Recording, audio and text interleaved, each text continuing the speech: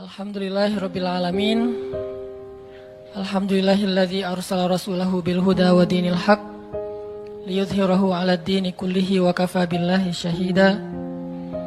Asyhadu an la ilaha illallah wahdahu la syarikalah wa asyhadu anna Muhammadan abduhu wa rasuluhu la nabiyya ba'dah.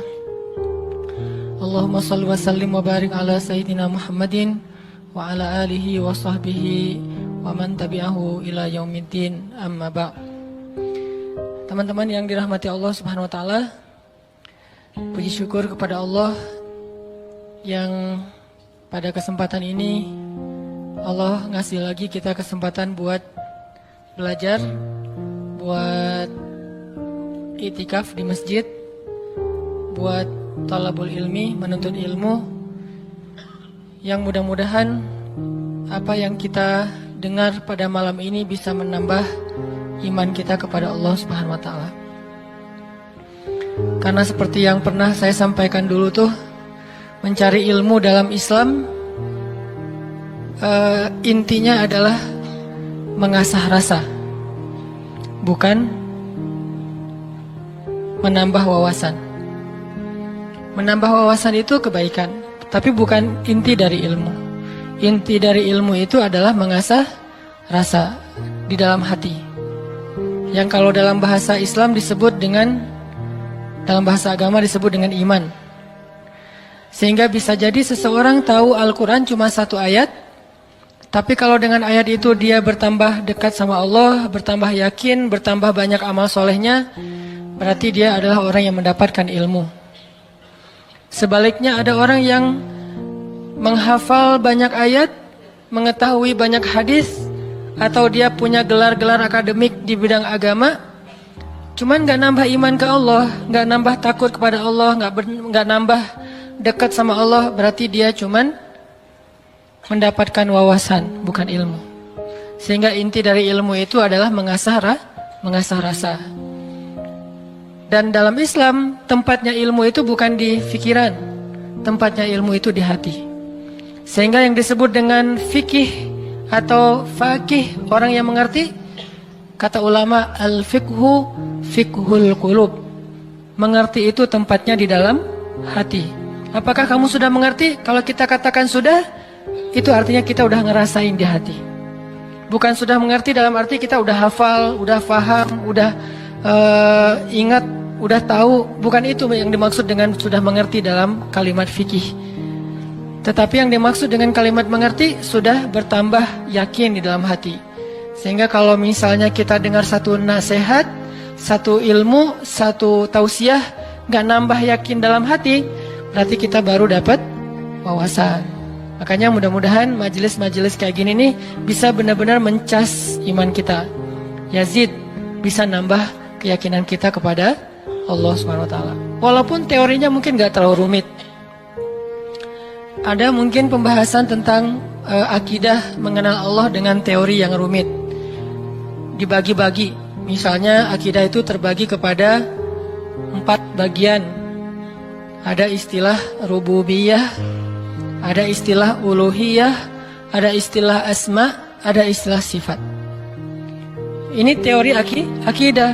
Tapi setelah membahas semua teori akidah ini, terus dia nggak makin yakin sama Allah, kalau ada masalah diserahin sama Allah, berarti dia baru dapat wawasan, belum dapat ilmu.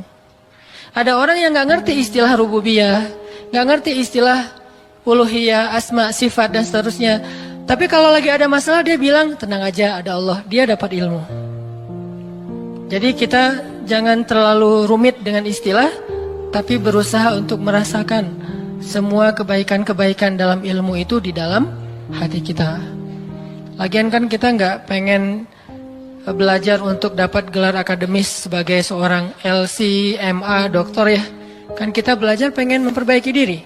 Sederhana. Dan kita juga tidak belajar agama untuk menjudge orang lain, untuk menghakimi orang lain, untuk jadi bahan debat di sosial media. Kita belajar murni untuk memperbaiki diri karena kita sadar bahwa diri kita belum sempurna.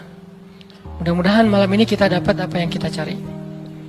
Terus makasih untuk kesekian kalinya buat teman-teman yang selalu hadir, yang istiqomah, yang bahkan diam-diam banyak yang datang dari tempat-tempat yang jauh, yang diam-diam banyak yang sudah berkorban untuk bisa hadir dalam majelis ilmu ini, yang mungkin udah berusaha semaksimal mungkin untuk hadir lebih awal, tapi ternyata qadarullah tetap nggak dapat tempat di dalam, harus tetap di luar. Maka mudah-mudahan Allah Maha tahu apa yang sudah teman-teman perjuangkan. Dan saya selalu nge-mention tentang anak muda Bandung kemanapun saya pergi, bahwa memang syiar teman-teman di Bandung ini udah tersebar di seluruh Indonesia. Bahkan mudah-mudahan udah tersebar di luar Indonesia, bahwa semangat hijrah anak-anak muda Bandung ditiru oleh anak-anak muda di tempat-tempat yang lain, insya Allah. Sehingga kita dapat pahala dari kebaikan yang ditiru itu. Waj'alna lil muttaqina imama, jadikanlah kami imam, teladan dalam ketakwaan. Jadi imam di sini bukan suami. Kalau itu masih lama kali ya. Imam di sini adalah teladan. Belum ada tanda-tandanya soalnya. Baik teman-teman, malam ini kita akan bahas tema plesetan dari salah satu grup band pada masanya. Yang tahu ini berarti usianya sekian. Saya juga nggak tahu karena masih muda. Nggak gaul, makanya nggak tahu. Kalau nggak salah namanya Lamb of God ya. Jadi diplesetin jadi Mat of God. Tentang apa itu? Tentang, ini kalau yang plesetannya ya, tentang gimana kita belajar memahami maunya Allah. Gimana kita belajar mengerti apa yang Allah kehendaki di dalam satu peristiwa kalau kita ngalamin sesuatu. Karena kalau kita nggak ngerti maunya Allah, nggak ngerti apa kehendak Allah di dalam apa yang kita alamin, kita jadi gampang putus asa. Kita jadi kadang-kadang malah berburuk sangka kepada Allah.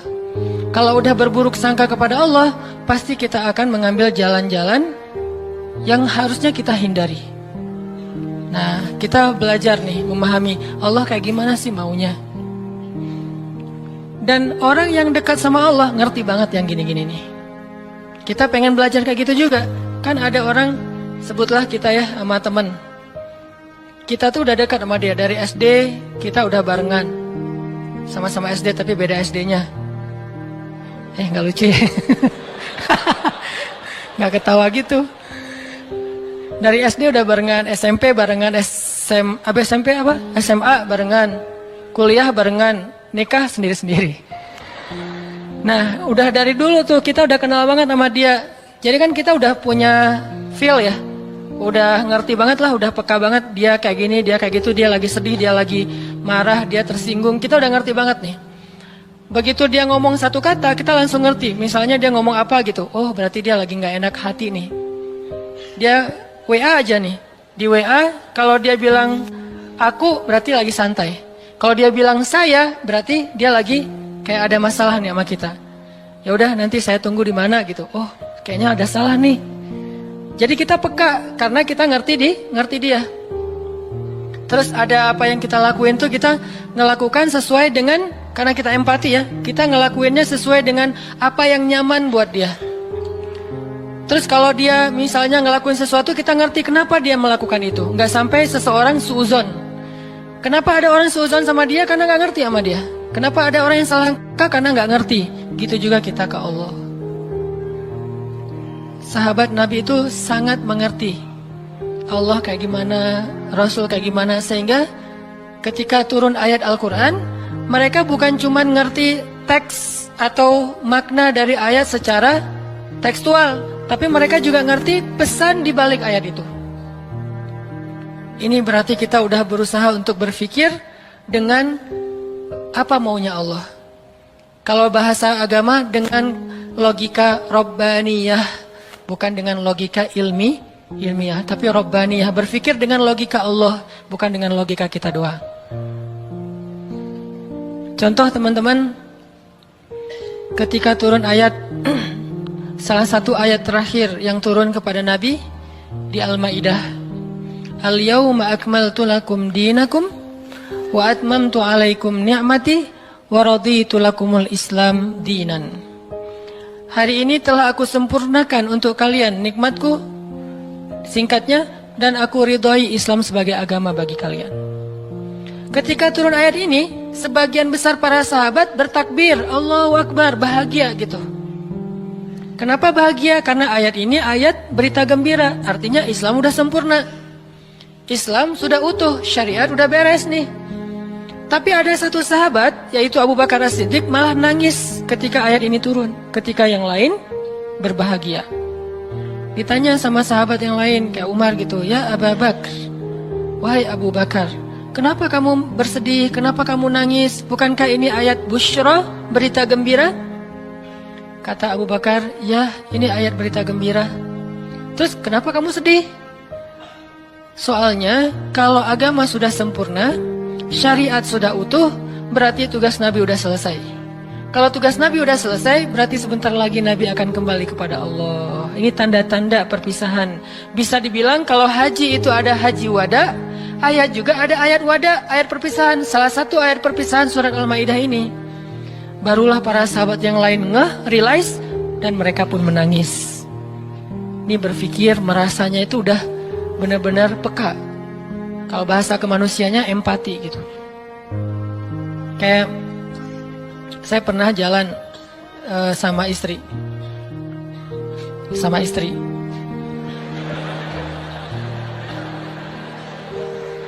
Soalnya nggak mau saya jalan sendiri, pasti sama jalan sama istri. Terus diajak sama temen makan seafood, ikan panggang. Istri saya tuh udah tahu kalau saya nggak biasa dan nggak masuk nih kalau makan ikan panggang. Paling mentoknya ikan goreng atau ikan di asam pedas gitu ya, garang asam. Tapi kalau yang panggang nggak masuk. Diajak sama teman saya, Ustadz ada ikan panggang enak banget nih, seafood, bener-bener makannya di samping laut. Saya kan nggak enak nolak undangan ya. Oh ya boleh. Istri saya langsung lirik-lirik. Dan dia nanya, ada yang digoreng nggak? Kenapa dia bisa langsung ngomong gitu? Kan tahu kan jawabannya? Nah, ada nggak yang ngerasain kita kayak gitu kalau lagi jalan? Belum ya? Duh, maaf ya salah ngomong. Yang empati sama kita, yang ngerti banget kita maunya apa, nggak sukanya apa, dia langsung ngerti, langsung minta ikan goreng. Karena saya tahu saya nggak bisa makan ikan panggang. Atau ada yang ngajak makan kayak ada terasinya, ada jengkolnya.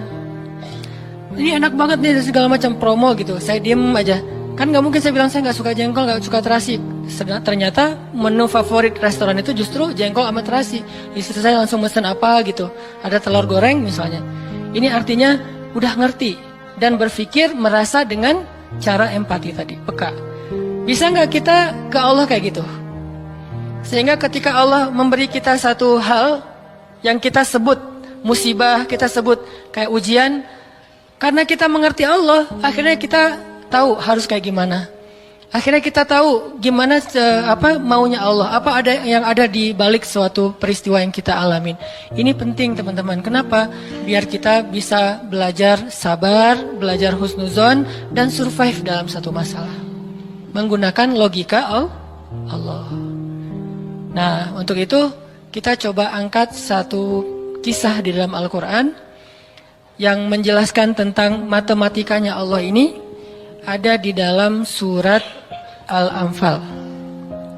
Coba teman-teman buka surat ke-8, surat Al-Anfal. Kita tilawah beberapa ayat pertama.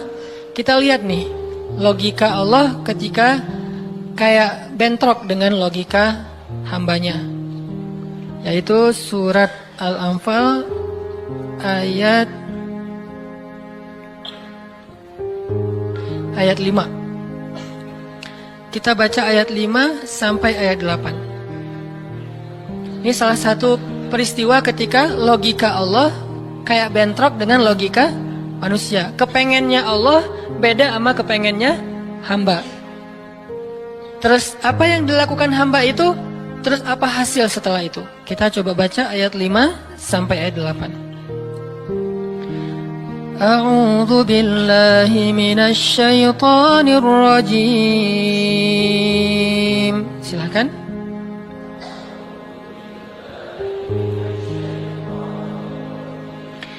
Bismillahirrahmanirrahim.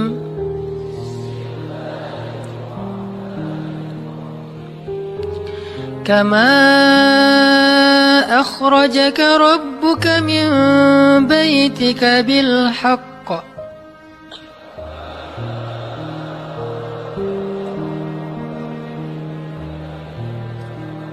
wa inna fariqam minal mu'minina lakarihun.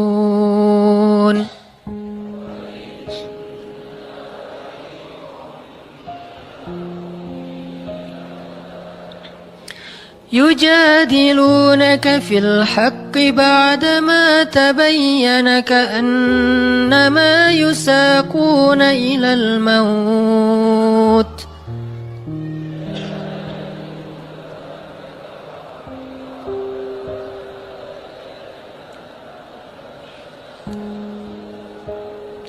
كأنما يساقون إلى الموت وهم ينظرون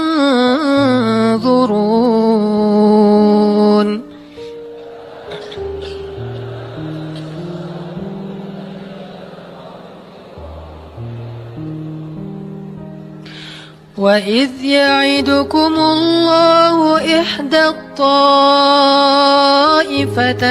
أنها لكم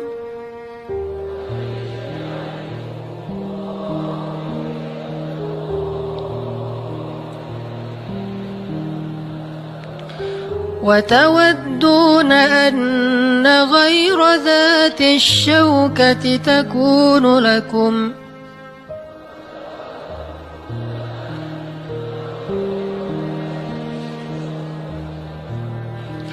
ويريد الله أن يحق الحق بكلماته ويقطع دابر الكافرين.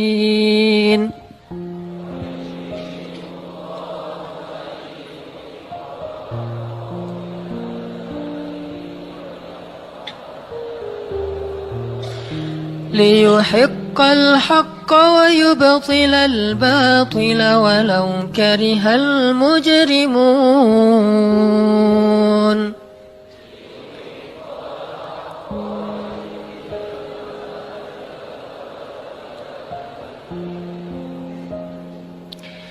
Yaitu sebagaimana Tuhan kalian telah menyuruh kalian untuk pergi dari rumah kalian dengan sebenar-benarnya.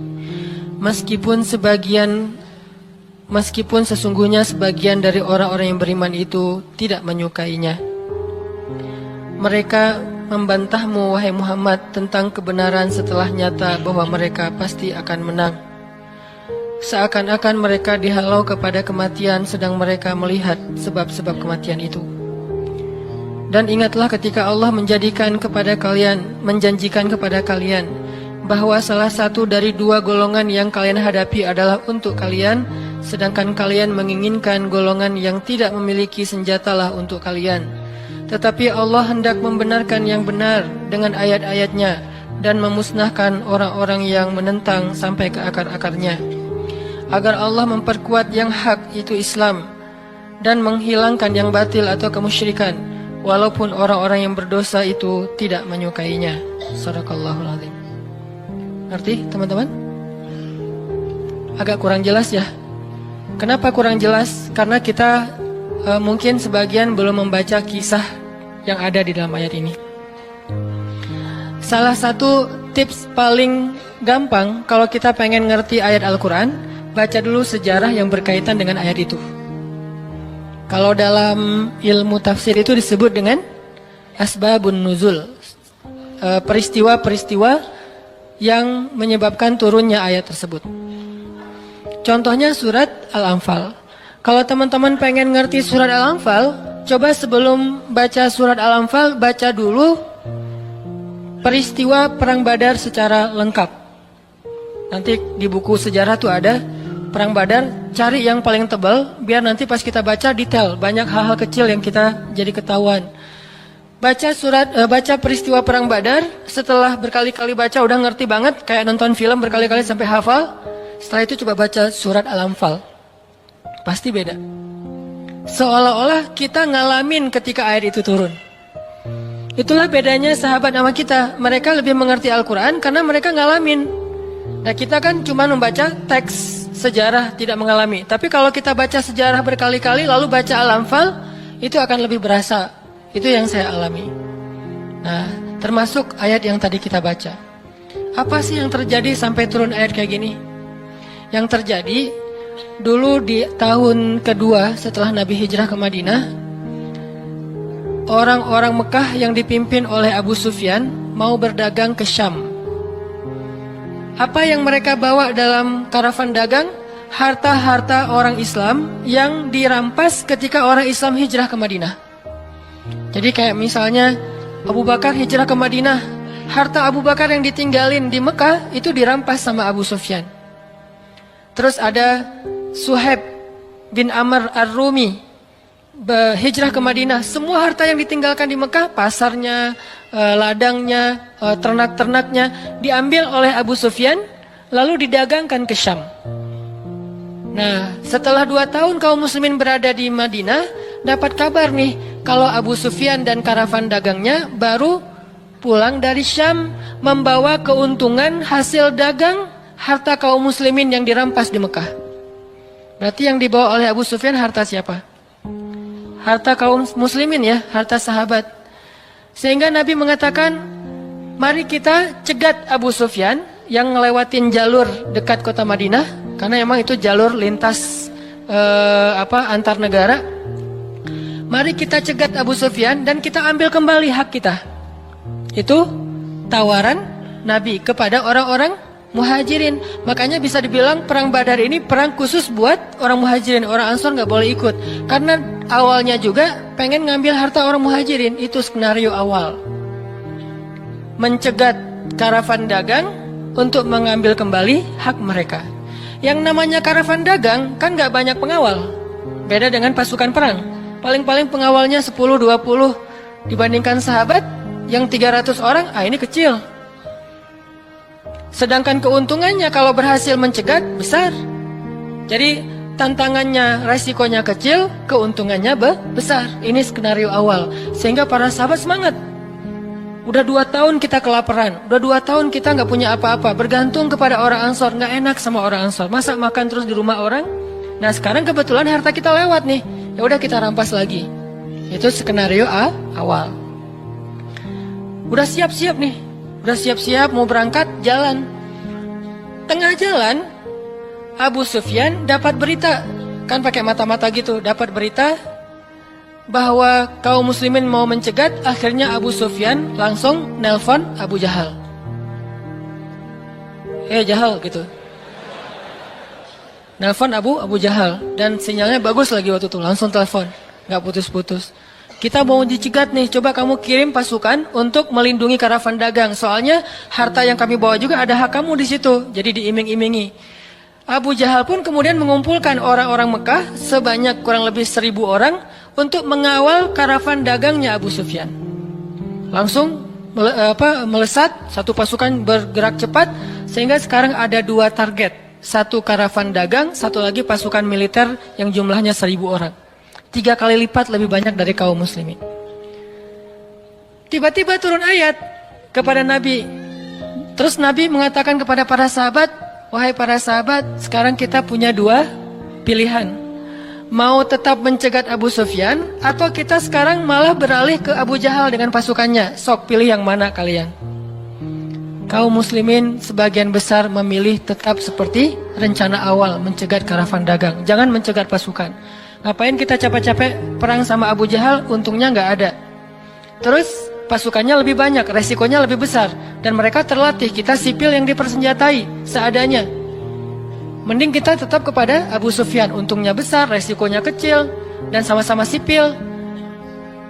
Tapi ternyata ketika disuruh pilih kayak gitu, kaum muslimin udah memilih pilihan mereka, Allah memilih pilihan Allah. Kata Allah, enggak, aku memilih kalian menghadapi Abu Jahal. Berat gak sih kayak gitu?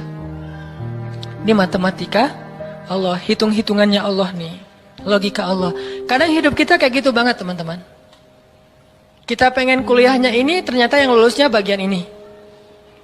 Saya dulu pengen kedokteran, tapi lulusnya malah ke Mesir. Ya alhamdulillah, karena nilai eksatnya jelek. Ya udahlah ke Mesir aja. Dan ke Mesir juga dulu niatnya bukan mau kuliah, mau main. Oh bagus juga kan, dulu ada Dunia dan Berita suka perkiraan cuaca gitu kan, internasional. Kairo hujan gitu. Wah Kairo, pengen kuliah ke luar negeri. Artinya bukan pengennya saya ke Kairo, tapi Allah menghendaki kayak gitu. Bukan pengennya saya menikah, Allah yang menginginkan. Saya pengennya dari dulu, bukan waktu itu.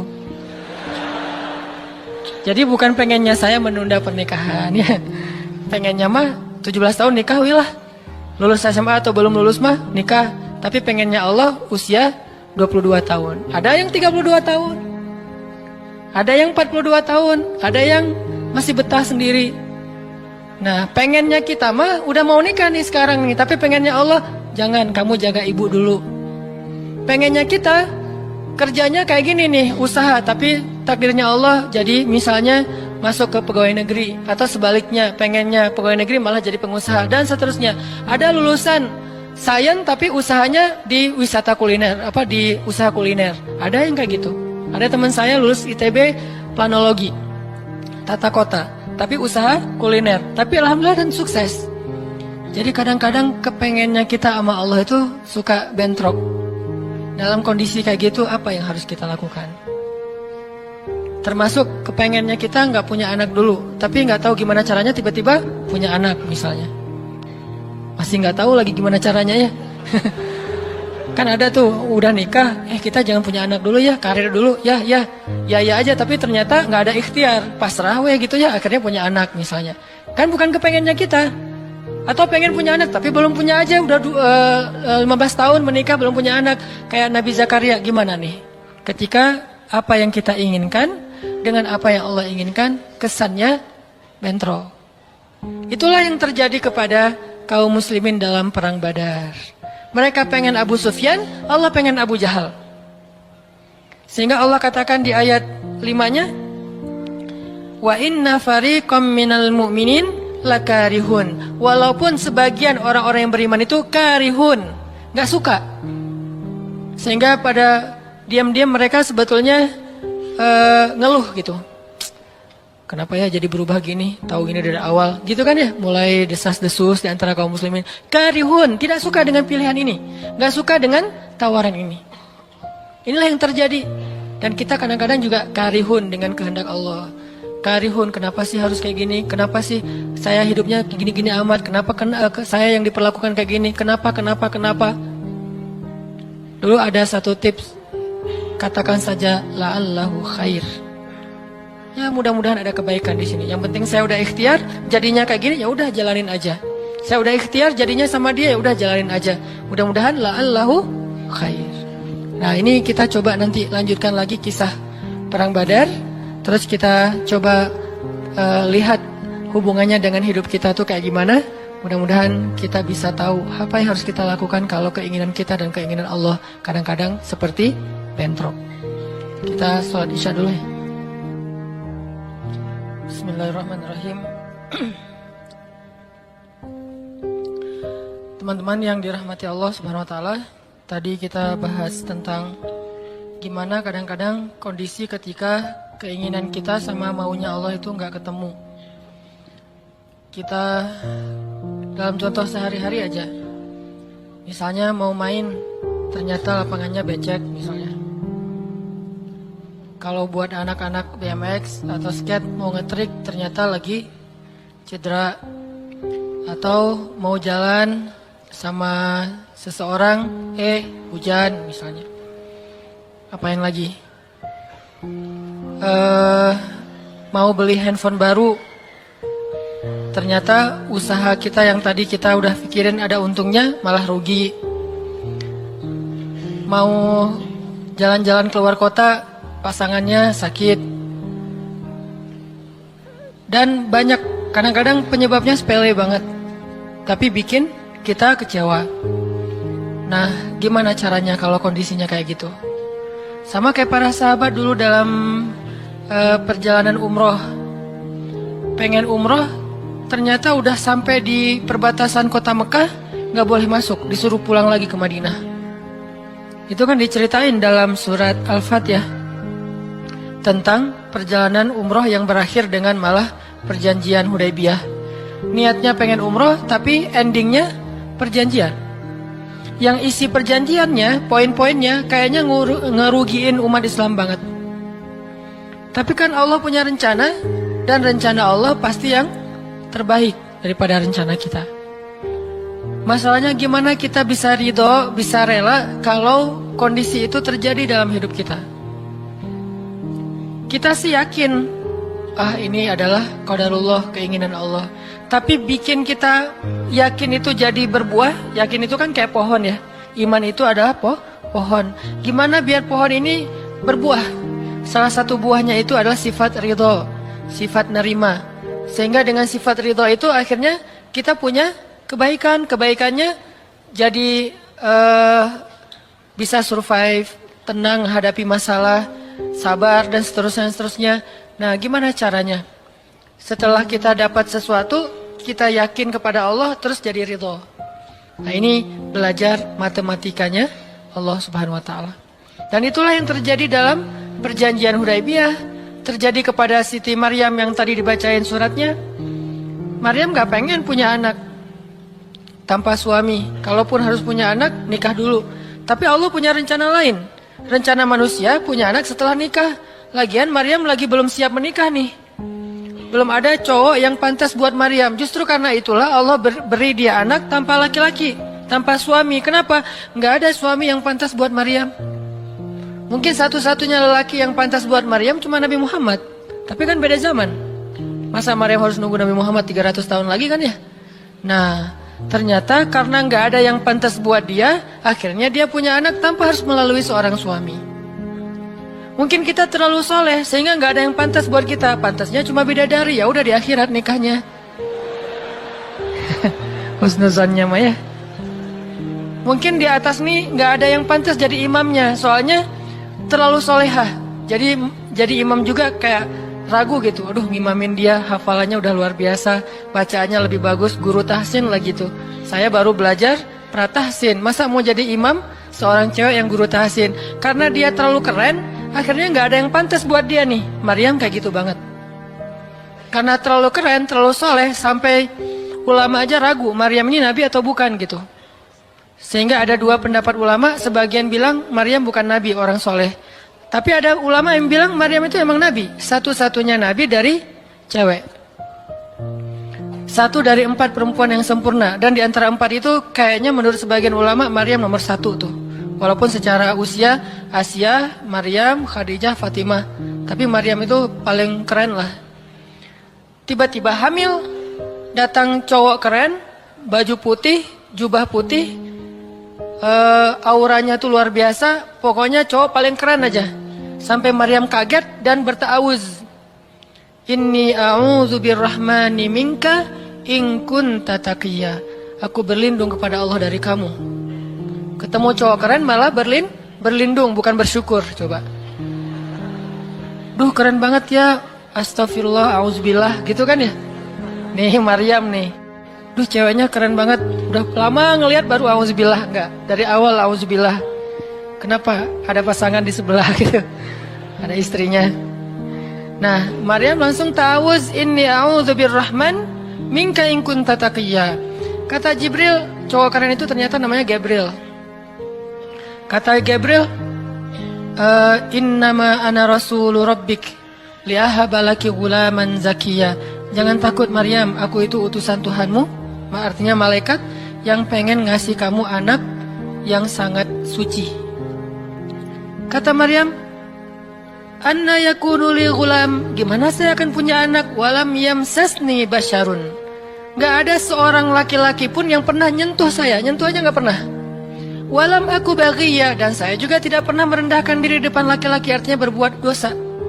Anna yakunu li ghulam, gimana caranya saya punya anak? Kata Jibril, kadzaliki qala rabbuki huwa alayya hayyin. Itu udah kehendak Allah. Dan itu hayyin, mudah banget buat Allah Subhanahu wa taala. Sepele banget lah buat Allah. Fahamalat, tiba-tiba Maryam hamil. fantabadat bihi makanan qasiyya. Karena Maryam malu ketahuan hamilnya, akhirnya Maryam pun pergi ke suatu tempat yang terpencil, qasiyya, Aqsa. Aqsa itu artinya tempat yang jauh. Masjidil Aqsa disebut Al-Aqsa karena dia jauh dari Masjidil Haram. Kalau Madinah kan dekat. Masjid yang paling mulia kan ada 3 itu ya, Mekah, Madinah, Palestina. Nah, dia disebut Aqsa karena tempatnya jauh. Makanan qasiyya, tempat yang sangat jauh, terpencil, nggak ada siapa-siapa. Fantabadat bihi makanan qasiyya. Fa'aja ahal makhadu.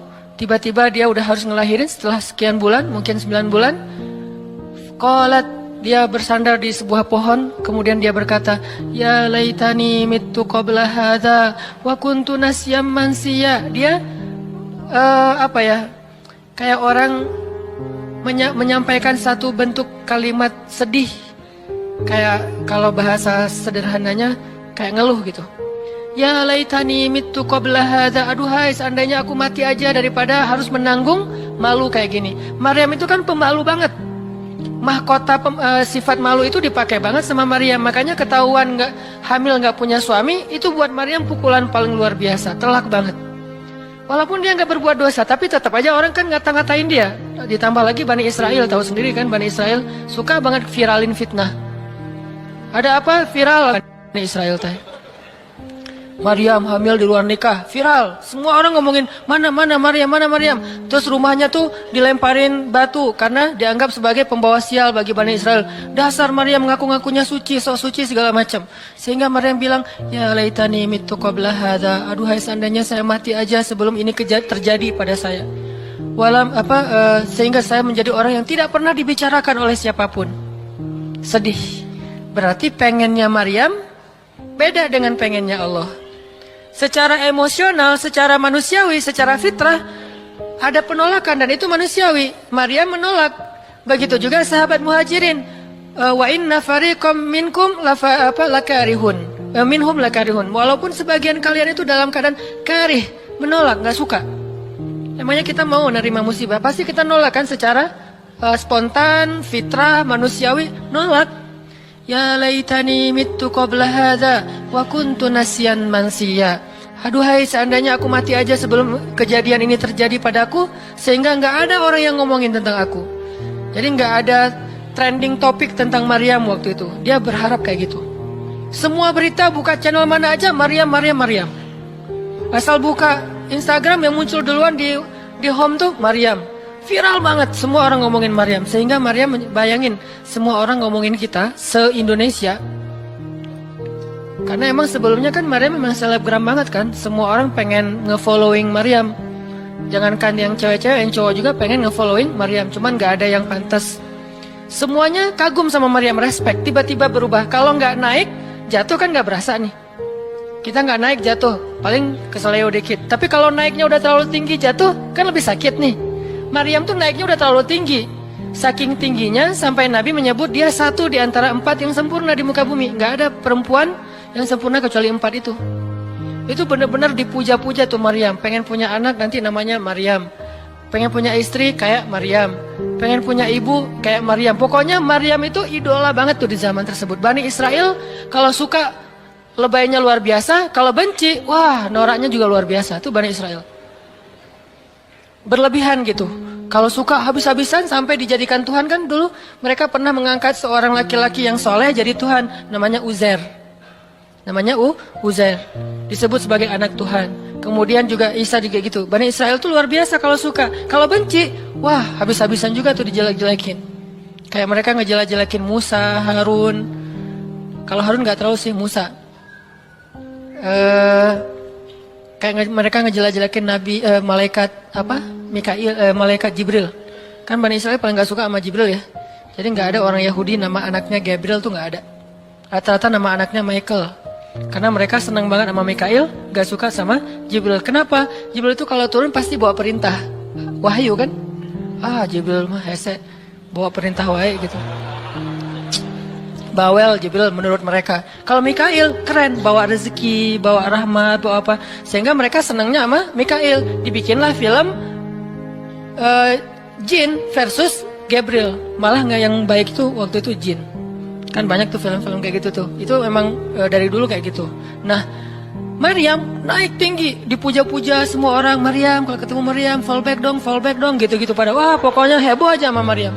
Tiba-tiba ada kasus, Maryam kan jatuhnya dalam banget sehingga Maryam tuh nggak siap perasaannya. Bukan karena dia sombong dan senang dipuja, tapi memang dia orang yang selama ini nggak melakukan kesalahan apapun, tiba-tiba dihadapkan dengan tuduhan yang sangat-sangat menyedihkan. Mirip dengan yang dialamin oleh Aisyah dituduh selingkuh. Orang sekelas Aisyah dituduh selingkuh kan berat banget. Kita aja dituduh macam-macam udah wah sedih kan, apalagi Aisyah sekelas Aisyah yang terjaga dituduh selingkuh. Maryam terjaga dituduh selingkuh. Ternyata diam-diam Maryam banyak banget ada versi gosip dia melakukannya dengan rahib. Ada gosip melakukannya sesama murid di Al-Aqsa, ada gosip melakukan dengan Zakaria, banyak gosip. Berat banget buat Maryam sehingga Maryam mengatakan, "Ya laitani mittu qabla hadza wa kuntu nasyan mansiya." Aduhai seandainya aku mati aja. Aduhai seandainya dulu aku nggak bikin akun Instagram, pasti nggak akan jadi apa-apa gitu. Nyesel udah punya akun. Udah gitu banyak lagi yang ngomongin. Akhirnya turun ayat, turun lagi Jibril, turun malaikat. Fanadaha min tahtiha alla tahzani qad ja'ala rabbuki tahtaki sariya. Dipanggillah Maryam oleh malaikat itu, ya Maryam, la tahzani. Kalau Abu Bakar, la tahzan. Kalau Maryam, la tahzani. Dua orang yang disebutkan kalimat la tahzan di dalam Al-Quran. La tahzan, innallaha ma'ana. Siapa? Abu Bakar. Kalau Maryam, la tahzani, qad ja'ala rabbuki tahtaki sariya. Jangan sedih wahai Maryam, gak usah khawatir. Allah udah memunculkan mata air di bawah kakimu. Artinya Allah yang akan merawat kamu, Allah yang akan ngebelain kamu, Allah yang akan deketin kamu, Allah bersama kamu wahai Maryam. Apa pelajarannya di sini teman-teman? Ketika Allah menggunakan logikanya yang kita tidak bayangkan, yang awalnya kita tolak, itu artinya Allah sedang memberikan kita kesempatan, hanya akan ditolong oleh Allah saja, tidak oleh makhluk. Ketika Allah menempatkan kita dalam satu situasi yang sulit, yang sampai bikin kita kehabisan ide nih, gimana cara keluar dari situasi ini, itu berarti Allah lagi ngasih kita kesempatan masuk dalam sebuah situasi yang tidak ada yang bisa nolong kita kecuali Allah. Allah pengen nolong sendiri. Dan pertolongan Allah itu ajaib. Tapi kalau Allah tempatkan kita dalam sebuah situasi yang kita masih berpikir dan menemukan beberapa jalan walaupun belum pasti bisa, berarti kita masih diberikan kesempatan yang nolong kita itu makhluk. Oh, minta tolong ke si fulan, minta tolong si fulan. Tapi begitu kita mentok, kenapa ya kok berat banget nih masalah saya? Berarti Allah lagi menempatkan kita di sebuah situasi yang Allah sendiri yang akan menolong kita. Itulah perang Badar. Itulah perang Ahzab, itulah Hudaybiyah, itulah Maryam, itulah banyak kisah kayak gitu. Situasi yang kayak udah mentok banget, yang nggak pernah kita bayangkan, yang kita awalnya pasti nolak secara spontan, berarti Allah lagi nempatin kita di sebuah situasi yang Allah pengen men-treat kita langsung sendiri, nggak mau pakai yang lain. Qad ja'ala rabbuki tahtaki sariya. Allah sendiri yang akan memunculkan mata air di bawah kakimu wahai Maryam. Ayub juga kayak gitu. Semua dokter datang, habis uang Ayub untuk biaya dokter tapi nggak sembuh. Kenapa? Allah nggak pengen kesembuhannya dengan cara-cara yang kebayang oleh Ayub. Allah nggak pengen kita dapat jodoh dengan cara yang kebayang oleh kita. Reunian, stalking Instagram, salah ngambil kebab. Pokoknya yang kebayang sama kita itu nggak akan. Kenapa? Allah pengen ngasih kita cara yang cuman Allah sendiri yang tahu, dan itu surprise, dan itu istimewa banget. Apa itu? Kalau saya tahu berarti bukan surprise kan? Tunggu aja, masing-masing punya rahasia sendiri-sendiri. Dan ini yang bikin kita terus berharap. Sehingga Maryam tiba-tiba ngelihat di bawah kakinya sama Isa udah ada mata air. Minumlah dari mata air itu. Terus kata Allah, wa huzzi ilaiki bijid'in nakhlah tusaqit 'alaiki rutban janiyya.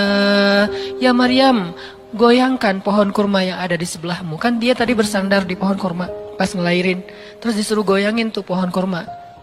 Saya pernah bilang, bayangin gimana seorang perempuan yang baru ngelahirin, yang lagi lemah disuruh goyangin pohon korma.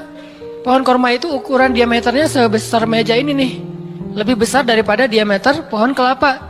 Bayangin, ngegoyang pohon korma sebesar ini, seorang perempuan, goyang gak tuh pohon? Gak bakal. Laki-laki aja gak goyang, apalagi sendiri. 10 orang laki-laki aja ngegoyang pohon korma segede ini, belum tentu goyang. Goyang aja enggak, apalagi sampai ngejatuhin buah korma. Kalau buah korma yang udah tua jatuh masih mending, nih yang muda jatuhnya tuh. Berarti kan goyangnya lumayan tuh. Berapa skala Richter ya? Yang muda jatuhnya rutoban, janiyah, bukan korma yang tamar, yang udah tua, yang udah emang dihembus juga pakai angin jatuh, enggak. Wahuzzi, goyangkan pohon kurma itu ya Maryam. Apakah Maryam berpikir, Allah kalau ngasih perintah yang logis deh? Enggak kan? Kan Allah tahu ini pohon kurma dan saya baru ngelahirin, masa disuruh goyang? Enggak. Logika kayak gini, pertanyaan kayak gini enggak muncul dari orang yang udah pasrah banget sama Allah, yakin kalau Allah yang perintahkan, lakukan aja deh. Gak usah tanya gimana nanti hasilnya, itu bagian Allah, bagian kita ngelakuin apa yang Allah perintahin, disebut dengan ikhtiar. Kadang-kadang ikhtiarnya nggak nyambung dengan hasil, tapi Allah suruh, ya udah lakuin aja. Maryam pegang tuh pohon, baru digoyang dikit, udah langsung berguncang. Tusakit alaiki, jatuhlah, bukan jatuh, berjatuhanlah, berarti banyak nih. Berjatuhanlah untukmu rutoban janiyah, buah-buah kurma yang masih muda tapi manis. Artinya apa? Hasilnya Allah yang pilih. Kurma yang mana yang mau jatuh, dengan rasa apa yang mau jatuh, yang jaraknya sekian dari tempat duduknya yang Maryam yang akan jatuh. Allah yang menentukan hasil. Tugasnya Maryam cuma ngegoyangin dong, walaupun gak mungkin akan terguncang. Ini iman. Belajar iman. Allah yang suruh, ya sudah saya lakukan. Allah suruh ikhtiar, ya saya ikhtiar. Allah suruh berobat, ya saya berobat. Tapi hasilnya Allah yang nentuin kayak gimana caranya. Akhirnya rutoban janiyah, berjatuhan. Kata Allah, fakuli washrobi wa qarri aina. Makanlah Maryam, minumlah Maryam, dan bersenang hatilah kamu dengan semua ini. Sehingga kata Nabi komen setelah baca ayat ini nih. Nabi komen Nabi apa? Korma dan manusia itu ada hubungan sejarah. Diciptakan dari jenis tanah yang sama. Jadi pohon-pohon lain itu jenis tanahnya beda. Cuman satu yang mirip dengan manusia, jenis tanahnya korma. Sehingga salah satu yang cepat merecovery seorang perempuan yang baru ngelahirin adalah makan rutoban janiyah, korma yang yang muda tapi manis. Jangan dikasih ke bayinya ya, keselak, bahaya. Kasih ke ibunya. Kalau ke bayinya tamar, korma yang udah tua, terus dikunyah sama bapaknya dengan syarat bapaknya udah gosok gigi. Jangan habis makan bala-bala, cengek, makan kurma, kasih ke bayi. Kasih ke bayi yang tua, kasih ke ibunya yang muda, dan itu cepat merecovery seorang perempuan. Kata Nabi, di situ ada obat dari penyakit. Intinya teman-teman, kayak gitu ternyata cara Allah. Ini logika Allah nih.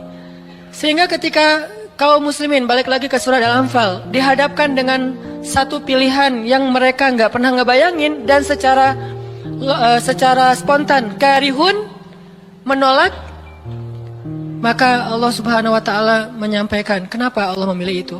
Karena kata Allah, tujuan dalam pencegatan ini bukanlah mengambil harta, tetapi untuk menunjukkan mana yang benar, mana yang batil. Ya sudahlah, daripada menentang Allah, sami'na wa ta'na, ikut. Walaupun sebetulnya hatinya masih karihun, nggak rela gitu.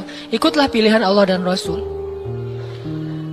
Mereka pun ganti rute, dari yang tadi rute mau mencegat Abu Sufyan, sekarang rute kepada Abu Jahal.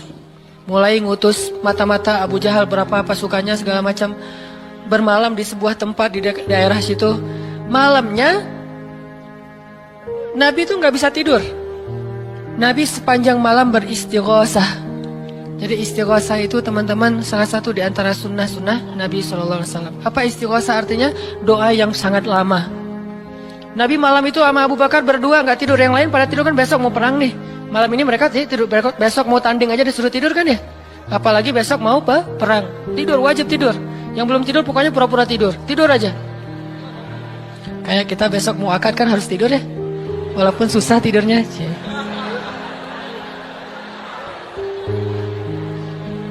Pokoknya kalau mau akad nggak bisa tidur teman-teman. Ngapain? Ngafal aja. Saya terima kok. Nanti takut salah saya tolak kan bahaya. Udah diizinin sama calon mertua masih ditolak. Nah, malamnya pada tidur kecuali 2 orang. Rasul sama Abu Bakar. Selalu berdua orang ini nih. Pokoknya soulmate banget. Direkam soulmate-nya di Al-Quran. Rasul beristighosah. Doa yang sangat khusyuk. Berharap banget, panjang lagi doanya sepanjang malam. Sampai Nabi mengangkat kedua tangannya itu nggak gini, tapi gini. Pernah nggak doa kayak gini? Nah, makanya masih sendiri ya. Coba istighosah, ya Allah. Langsung tuh. Jadi kalau doa jangan gini doang. Apalagi gini, santai. Sesekali doa, Allah. Ternyata belum, naik lagi sampai mungkin. Dan itu ada sunnahnya, Nabi berdoa dengan, kan Nabi berdoa kadang mengangkat tangan, kadang tidak mengangkat tangan, kayak doa sehari-hari misalnya angkat tangan kan ya, kayak mau makan misalnya, Bismillahirrahmanirrahim amutu wa ahya, Allahumma barik lana gitu ya, kan nggak harus ngangkat tangan. Sariwai ini. Nah, udah, kadang Nabi doanya gini, nelunjuk, bukan perintah Allah, ya Allah kasih lo ya, enggak. Nelunjuk dengan filosofi Arab sama filosofi Indonesia beda. Makanya jangan menerjemahkan teks Arab dengan konteks kita, dengan persepsi kita. Terjemahkan dengan persepsi bahasa sendiri. Apa sih maksudnya? Gitulah. Jadi di Arab tuh kalau gini bukan merintah.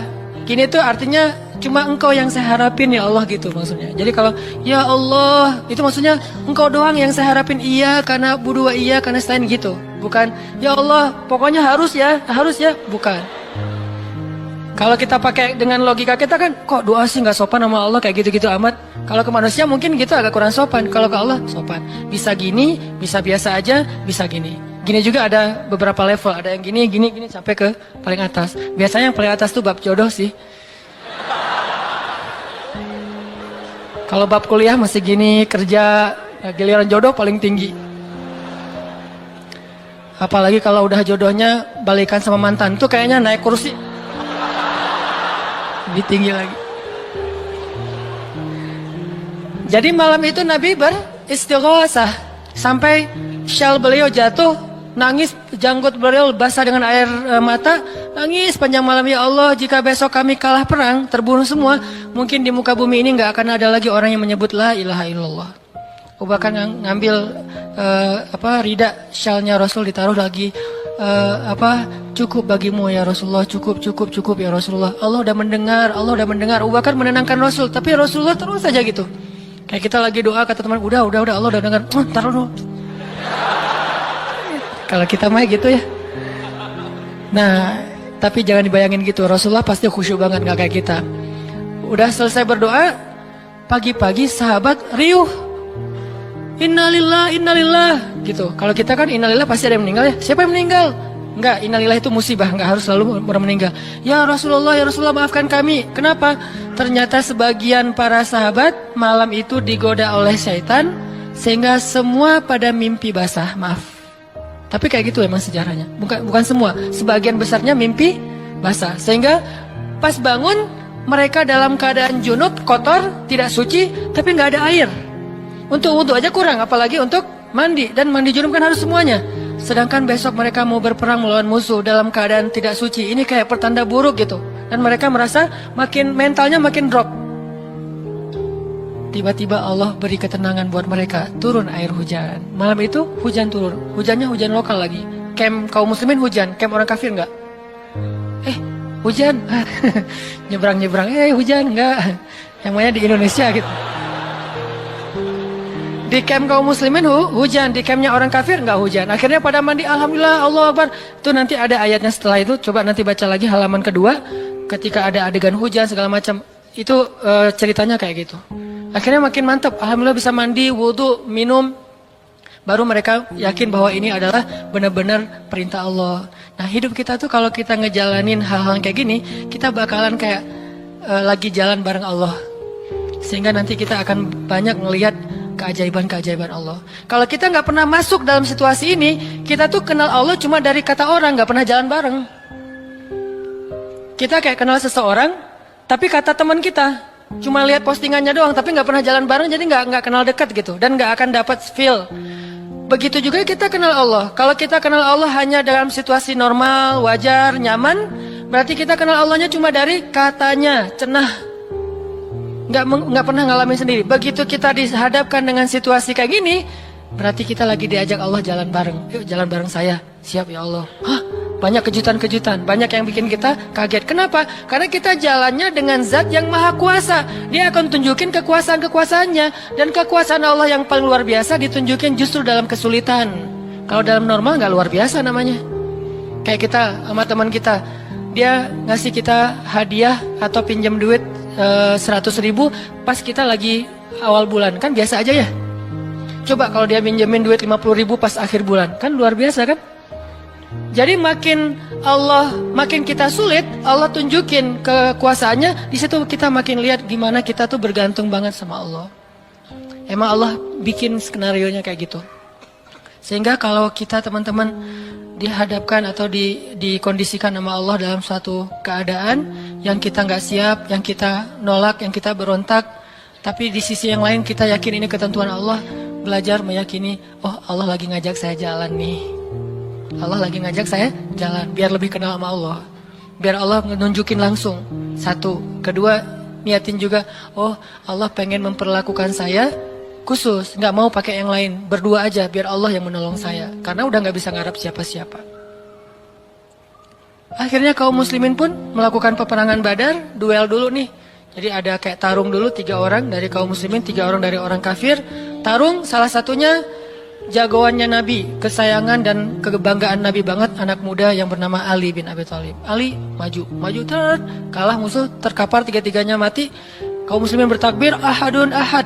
Yel-yel yang dipakai oleh Bilal dulu di Mekah, dipakai oleh kaum muslimin. Menanglah perang Badar. Dan dalam peperangan itu Allah tunjukkan yang luar biasa, kaum muslimin ditolong oleh makhluk yang turun dari langit berbondong-bondong, terbang menyambar dengan pakai ikat kepala berwarna hijau. Malaikat. Jadi ada khusus malaikat yang tugasnya sebagai malaikat militer. Ini malaikat angkatan udara nih. Malaikat militer. Kalau yang tadi kan di Maryam angkatan darat. Jadi ngasih korma segala macam. Ini angkatan udara. Nyambar dari atas, bayangin. Kaum muslimin lagi perang, tiba-tiba serangan udara, kan luar biasa tuh. Dan ini pertolongannya munculnya kenapa? Karena kaum muslimin memilih pilihan Allah, menggunakan logika Allah. Di logika itu, di jalan itu, di kondisi itu, Allah bakalan nunjukin banyak keajaiban. Kalau kita pengen lihat keajaiban, belajarlah untuk bersabar kalau kita tiba-tiba berada dalam kondisi kayak gitu. Kalau enggak, kita enggak akan pernah melihat keajaiban dan kebesaran Allah.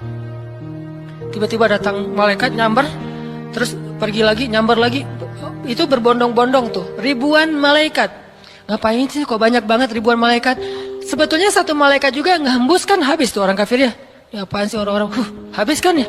Gampang kan buat malaikat, kenapa sampai ribuan? Kata Allah alasannya bukan untuk ngancurin orang kafir.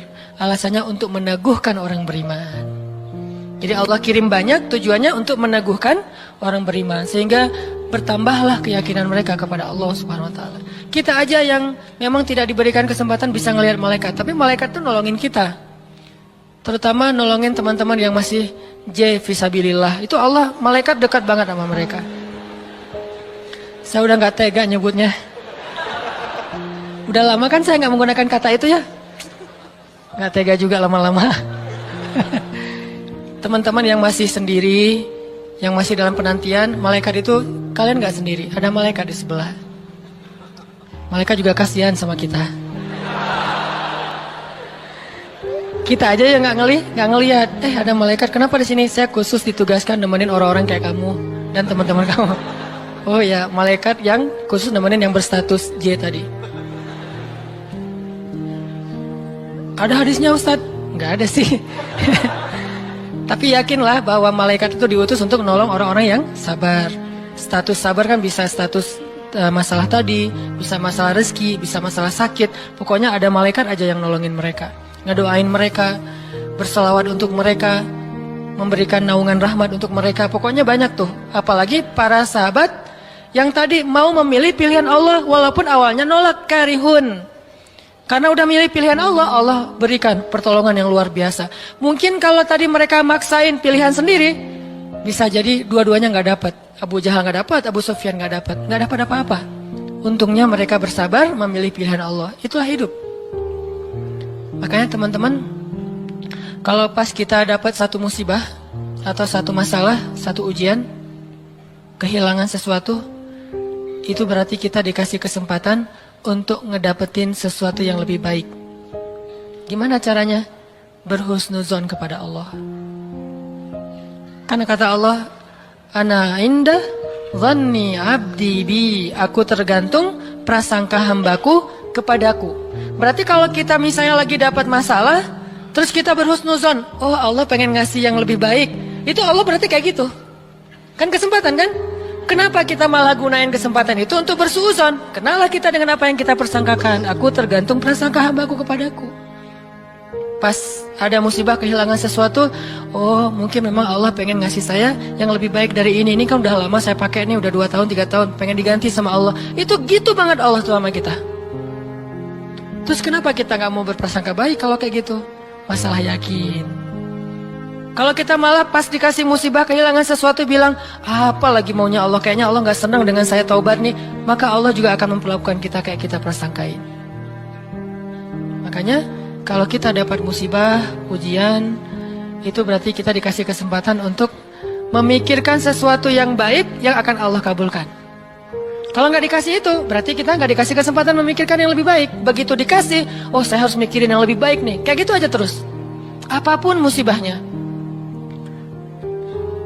Termasuk yang tadi, gagal dalam hubungan, diputusin atau ditolak, kita mikirin, oh berarti Allah mau ngasih yang lebih baik dari dia. Ternyata tetap ujung-ujungnya dia juga. Kok bisa? Oh berarti dia diperbaiki sama Allah. Dibuat lebih baik, dibuat lebih soleh, lebih pantas, baru bareng dengan kita. Coba kalau nggak dibuat lebih soleh udah langsung jadian. Kan bisa bahaya juga buat kita. Stres juga kan mikirnya ya. Makanya Nabi mengatakan, sebaik-baik perhiasan adalah istri yang soleha. Itu benar-benar menyenangkan hati. Kebahagiaan bagi laki-laki itu adalah memiliki seorang istri yang soleha.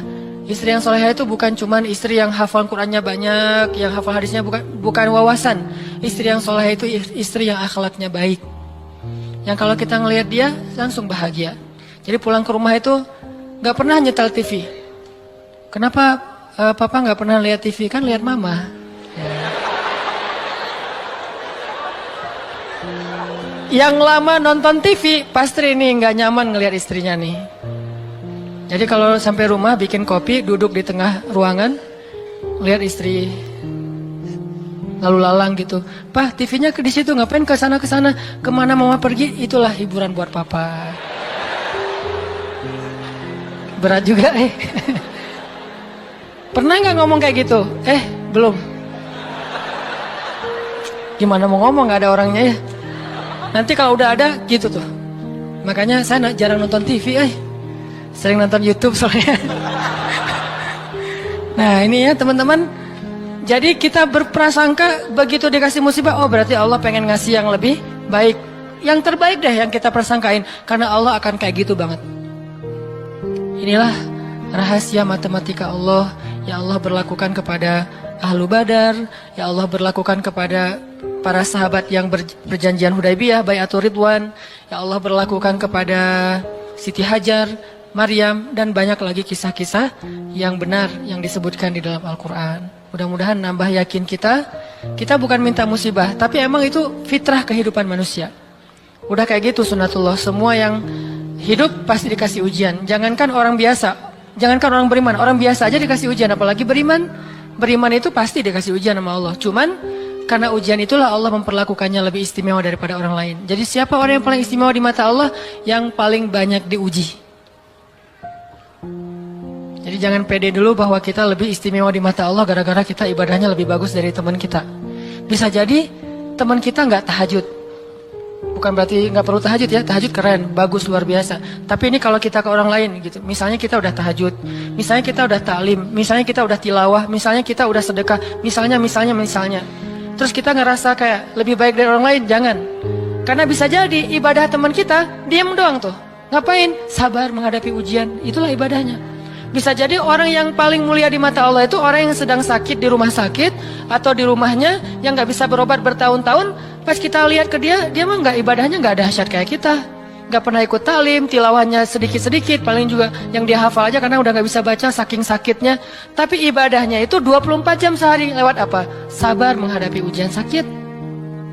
Berarti bisa jadi teman kita yang baru diputusin itu lebih mulia daripada kita yang baru jadian. Jadi jangan ngeledekin ya, jangan suka membuli lah. Karena yang dibully itu bisa jadi lebih mulia daripada yang membuli. Astagfirullahaladzim. Ya. Itulah teman-teman kajian tentang matematika Allah. Mudah-mudahan kita mengerti. Maksud mengerti di sini meyakini, bisa bertambah yakin sama Allah dan bisa diterapin. Tadi kalau dikasih ujian berarti kita punya kesempatan berprasangka baik supaya kita dapat apa yang kita prasangkakan. Kalau dikasih ujian berarti Allah pengen ngajak kita jalan berdua nih. Kalau dikasih ujian berarti Allah pengen memperlakukan kita secara khusus, nggak mau yang lain bantu kita, pengen Allah doang yang bantu. Dan itu keistimewaan dari Allah untuk kita. Ya Allah, paham kami kehendak-kehendak-Mu ya Allah. Jangan biarkan kami berburuk sangka kepada Engkau ya Allah. Karena jika kami berburuk sangka kepadamu, maka itu tidak akan merugikan Engkau sedikit pun ya Allah. Jika kami berputus asa, itu pun tidak akan merugikan-Mu ya Allah. Engkau tidak butuh kepada kami, tetapi kami yang butuh kepadamu ya Allah. Pahamkan kami tentang ketentuan-ketentuan-Mu. Pahamkan kami tentang kebijaksanaan-Mu.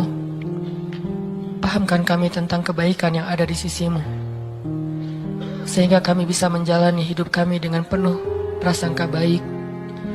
Menjalani hidup kami dengan penuh kesabaran, optimis, berserah, dan selalu yakin kepada Engkau ya Allah. Ya Allah, kuatkanlah iman kami. Karena dengan kekuatan iman itulah kami bertahan. Kami tidak bertahan karena fisik kami yang kuat. Kami tidak mampu bertahan karena uang kami yang banyak. Kami tidak mampu bertahan karena kesempatan kami yang lapang. Kami bertahan dalam satu ujian jika iman kami kuat kepada Engkau ya Allah. Kuatkanlah iman kami ya Allah. Terutama ketika kami merasa lemah, sendiri dan tidak berdaya. Ketika kami merasa tidak ada yang bisa menolong kami dalam satu masalah selain Engkau ya Allah. Ketika kami merasa ujian yang kami hadapi sudah hampir di batas kemampuan kami ya Allah. Saat itulah dekap kami dengan kasih sayang-Mu ya Allah. Dekap kami dengan kasih sayang-Mu sebagaimana Engkau mendekap Rasulullah SAW. Tolong kami, temani kami sebagaimana Engkau menemani Rasulullah dan Abu Bakar di dalam Gua Thur. Beri kami jalan keluar sebagaimana Engkau memberikan kebaikan kepada Maryam. Jangan biarkan kami berputus asa dan memilih jalan yang tidak Engkau ridhai ya Allah. Kami takut dan kami berlindung kepadamu dari nafsu diri kami sendiri ya Allah.